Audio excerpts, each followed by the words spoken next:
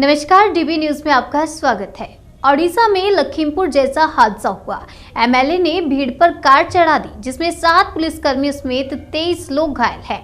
क्या है पूरा मामला, वो भी आपको बताएंगे। तो चलिए खबरों की शुरुआत करते हैं।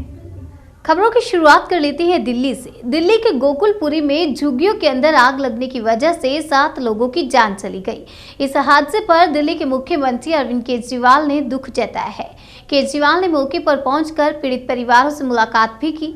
इस दौरान मुख्यमंत्री ने पीड़ितों के लिए मुआवजे का ऐलान किया। केजरीवाल ने कहा कि मैं इस हादसे से दुखी हूं, जिसमें 7 लोगों की मृत्यु हो गई।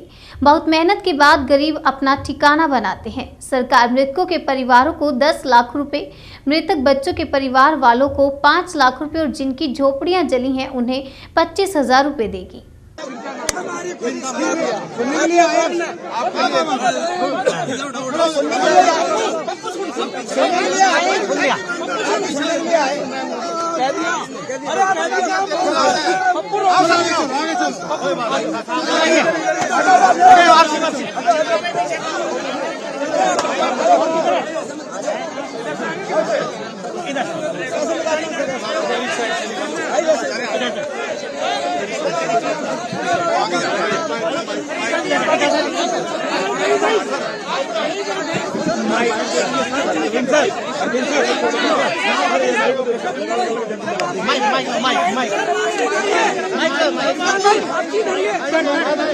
दुख है उन सारे परिवारों के लिए जिनकी झुग्गियां जल गई और जिन लोगों के घर में मौत हो गई, और खासकर एक गरीब आदमी बड़ी मुश्किल से एक झुग्गी बनाता है और उनके घर में अगर मौत भी हो जाए तो बहुत ही दुख की बात है।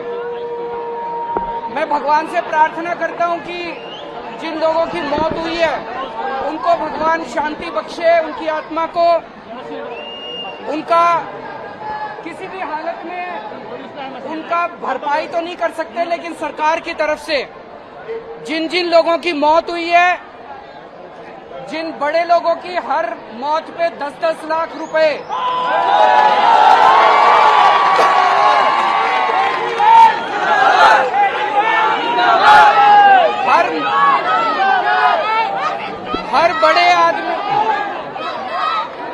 हर बड़े आदमी की मौत पे 10-10 लाख रुपए, हर बच्चे की मौत पे 5-5 लाख रुपए, और जिनकी झुग्गियां जली है हर झुग्गी जलने वाले को 25-25 हजार रुपए मुआवजा दिया जाएगा। और ये मैंने अभी आते टाइम मैंने तुरंत ऑर्डर कर दिया है। मैं कोशिश करूंगा कि जल्दी से जल्दी इसको अगले 1-2 दिन में ही जारी करा दें, आपको पैसा मिल जाए ताकि आप ओडिशा के चिलिका विधानसभा क्षेत्र से बीजू जनता दल के निलंबित विधायक प्रशांत जगदेव ने अपनी गाड़ी से चुनाव के लिए जमा हुई भीड़ को रौंद दिया। इस घटना में करीब 23 लोग घायल हुए हैं, जिसमें ड्यूटी पर तैनात एक महिला पुलिसकर्मी समेत 7 पुलिसकर्मी गंभीर रूप से घायल हैं। घायलों को नजदीकी अस्पताल में भर्ती किया गया है। हालांकि इस हादसे के बाद गुस्साए लोगों ने विधायक की गाड़ी को पूरी तरह से क्षतिग्रस्त कर दिया, साथ ही विधायक के साथ भी मारपीट की। खुर्दा जिले के बनपुर ब्लॉक में चेयरमैन चुनाव के लिए विभिन्न राजनीतिक दलों के साथ करीब 500-600 लोग इकट्ठा हुए थे। उसी दौरान विधायक जगदेव ब्लॉक पहुंचे और गाड़ी से जबरन भीड़ को रौंदते हुए आगे बढ़ गए, जिसकी वजह से ड्यूटी पर तैनात 7 पुलिसकर्मियों के साथ अन्य 23 लोग जख्मी हुए हैं। इस हादसे के बाद घटनास्थल पर मौजूद गुस्साए लोगों ने विधायक की गाड़ी को पूरी तरह से क्षतिग्रस्त कर दिया। साथ ही जोरदार हंगामे के बीच लोगों ने विधायक के साथ मारपीट की, जिससे वह घायल हो गए। विधायक के साथ अन्य सभी घायलों को अस्पताल में भर्ती किया गया है। मीडिया से बातचीत में खुर्दा जिले के एसपी आलेख चंद्र पाड़ी ने कहा कि इस हादसे में 7 पुलिसकर्मी गंभीर रूप से घायल हुए हैं, जिनमें बनपुर थाना के अधिकारी भी शामिल हैं। इसी के साथ इस घटना में विभिन्न राजनीतिक दलों के करीब 15 समर्थक भी घायल हुए हैं। हालांकि इस घटना के बाद लोगों ने विधायक को बुरी तरह से पीटा है। शुरुआती दौर में विधायक को नजदीकी अस्पताल में भर्ती कराया गया, जिसके बाद उन्हें भुवनेश्वर रेफर कर दिया गया है। विस्तार पाढ़ी ने बताया कि हादसे में किसी भी प्रकार से कोई जान माल की हानि नहीं हुई है। इस घटना की पूरी जांच की जा रही है और जो भी दोषी होगा उसके खिलाफ सख्त कार्यवाही की जाएगी।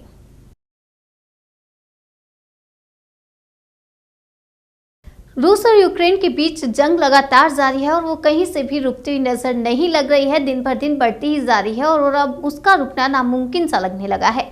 यूक्रेन के राष्ट्रपति वोलोदिमीर जेलेंस्की ने शनिवार को एक वीडियो जारी कर रूसी सैनिकों के परिजनों से भावुक अपील की। जेलेंस्की ने सैनिक की माताओं से अपने बेटों को यूक्रेन युद्ध में न भेजने की अपील की। जेलेंस्की ने कहा, मैं एक बार फिर रूसी माताओं, विशेष रूप से सैनिकों की माताओं से कहना चाहता हूं कि अपने बच्चों को किसी अन्य देश में युद्ध के लिए ना भेजें।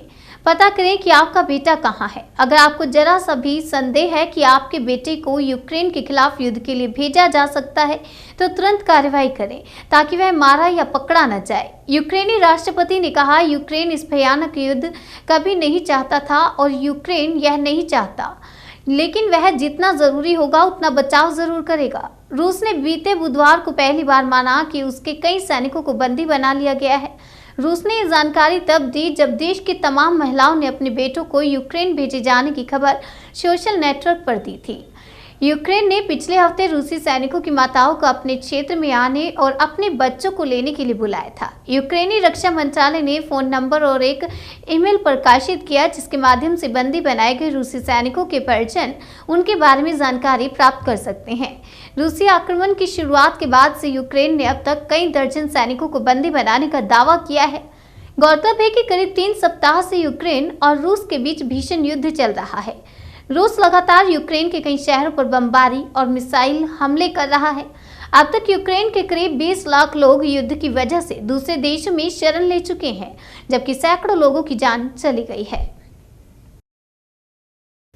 उत्तर प्रदेश में भारतीय जनता पार्टी प्रचंड बहुमत के साथ सरकार बनाने जा रही है। इस बीच गाजियाबाद की लोनी से दोबारा विधायक चुने गए नंदकिशोर गुर्जर अपने बयानों को लेकर चर्चाओं में आ गए हैं।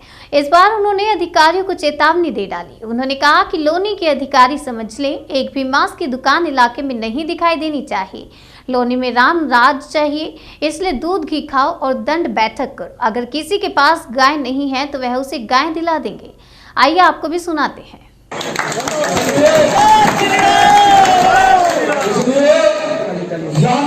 चलने वाली है और मैं अधिकारियों को आपके द्वारा संदेश देना चाहता हूँ। कोई एनआईयू के लोग हैं, एक भी मांस की दुकान शाम तक अगर दिखाई दी,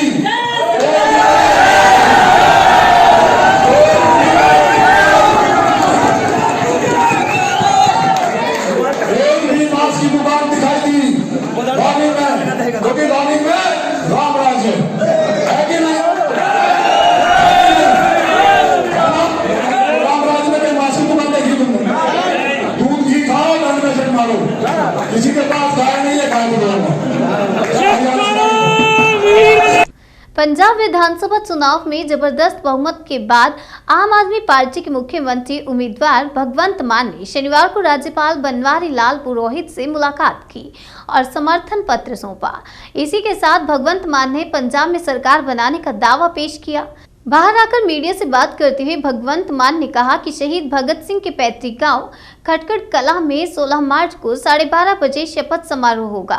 उन्होंने कहा कि शपथ समारोह में पूरे पंजाब से लोग आएंगे और इस दौरान शहीद भगत सिंह को श्रद्धांजलि भी देंगे।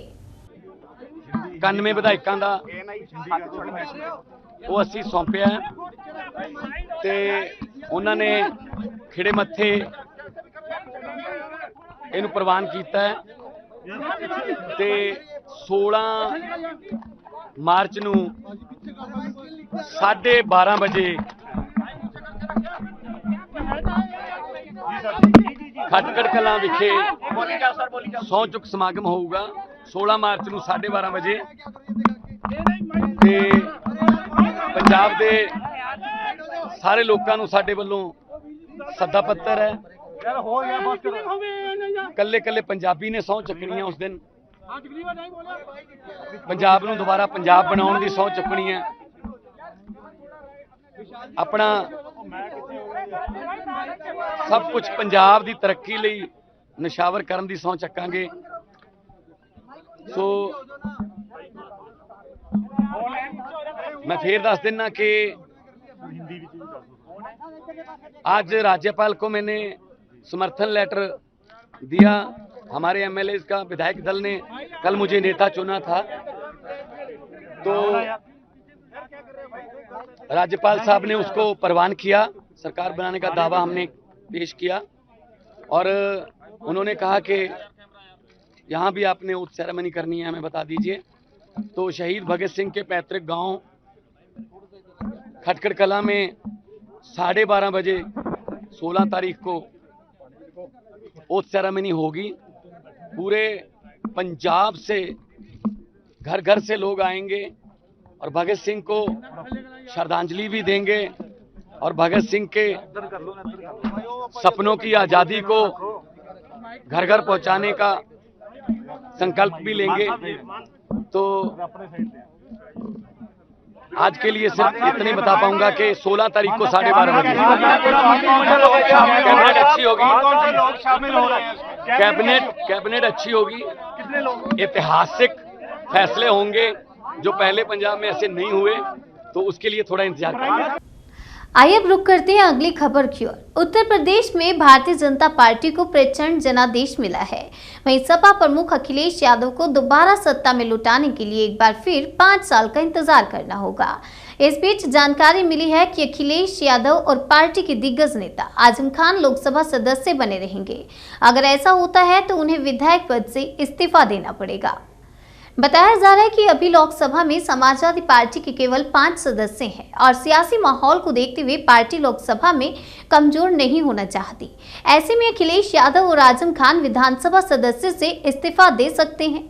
बता दें कि बीजेपी ने यूपी की 403 विधानसभा सीटों में से 255 सीटों पर फतेह हासिल की है। वहीं समाजवादी पार्टी के खाते में 111 सीट आई हैं। इसके अलावा अपना दल ने 12 सीटें जीती हैं, जबकि कांग्रेस ने 2 और बसपा के खाते में सिर्फ 1 ही सीट आई है।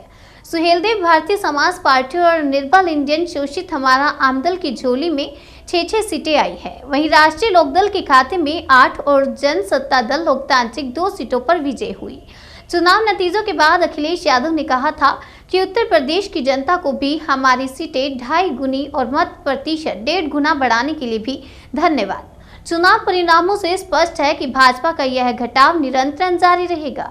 उन्होंने आरोप लगाया कि भाजपा ने जो भ्रम और छलावा फैलाया है वह आधे से ज्यादा दूर हो गया है, बाकी कुछ दिनों में दूर हो जाएगा। समाजवादी पार्टी जनता की समस्याओं और विकास के मुद्दों को सदन के अंदर और बाहर मजबूती से उठाएगी। जनहित में संघर्ष अवश्य जीतेगा। समाजवादी पार्टी लोकतंत्र के लिए संकल्पित है। यूपी में विधानसभा चुनावों के परिणाम आ चुके हैं। भाजपा ने भारी बहुमत से जीत हासिल की है। जहां भाजपा गठबंधन 273 सीटें जीतने में कामयाब हुआ, वहीं समाजवादी पार्टी गठबंधन 125 सीटों पर सिमट गया है।